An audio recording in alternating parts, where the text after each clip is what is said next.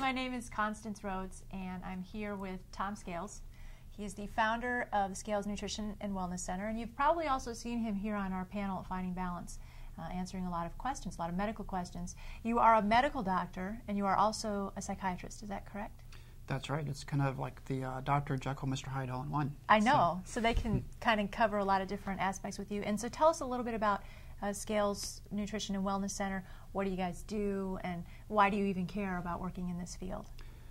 Well, the Scales Nutrition and Wellness Center is a clinic, mostly an outpatient clinic, that specializes in the care of people with eating disorders, ranging from the full spectrum, from anorexia nervosa to bulimia nervosa to binge eating disorder, and the, of course, eating disorder not otherwise specified diagnosis. And we do try to cover a lot of the, try to provide comprehensive care for these patients. It's oftentimes very important to work in a team approach, and a lot of times I do the initial evaluation, look at medical problems that can come up that are so often present in patients with eating disorders.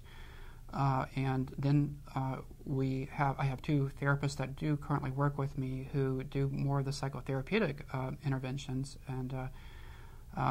and we also work with a dietitian. So we usually have a team approach consisting of a medical, psychological, and nutritional kind of component all together. But currently, we actually do not have a dietitian that works under our clinic, under our umbrella. But then you work closely with one in. We do work closely with several of them here locally in the Nashville, Tennessee area.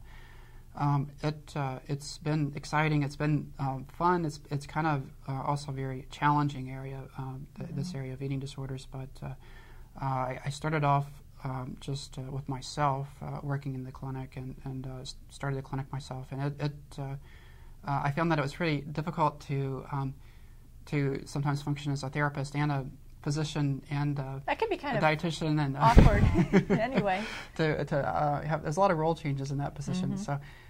So it is very important to have a team approach and to have more than just one person. Right. So it is very challenging, but it's also very rewarding. I find that this is an area in medicine and psychology where there's so much comorbidity.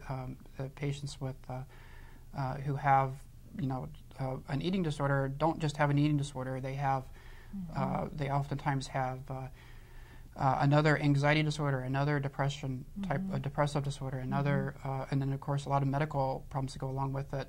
When someone purges, there's so many different medical complications that can occur, and someone who's underweight can have so many medical complications. And so we try to offer a comprehensive type of approach, looking at the medical, psychological, nutritional, and even a spiritual component. Right. Now, I want to stop you there for a second, because we're a faith-based organization, and I've been part of a faith-based eating disorder conference that you put on here in Nashville in 2006. And so talk to me a little bit from a professional side. How do you weave in the faith piece? How important is the faith piece? What do people need to know when they're like, why do you have to include a faith piece in the work that you do? That's a good question. I think you can't really divorce our thoughts, our attitudes, our beliefs from something like an eating disorder. They are very much entrenched in the psyche of someone with an eating disorder. If you, for example, believe that my value, my worth, my importance is really dependent on how thin I am, and it would not be possible for me to be valuable or to be worthwhile if I'm not extremely thin, that has ramifications that have ramifications both in the medical perspective, psychological perspective, and even dietary, nutritional perspective. So if you believe that that is the sole essence of someone, that that being very thin is important. And in terms of make someone, their sole value depends on that one aspect. You can't really divorce that attitude, that particular belief from a spiritual perspective, which, in contrast, ultimately I believe that having a relationship with God, having a belief system in God is what brings value and importance in our life, and brings about a process of possibilities for change, because I believe ultimately that God provides for us and allows for us to grow into learning and believing more in His goodness each day, allows for this process to grow. Right. So, yeah, I think it is a very important part of recovery, because if it's really hard to kind of be able to see that that one's value is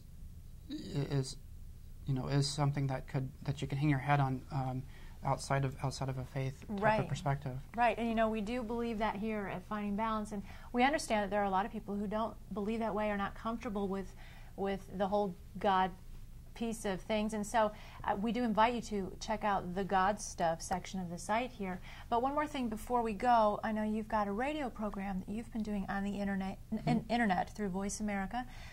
Tell these guys where they can hear from some of the best experts about eating disorders.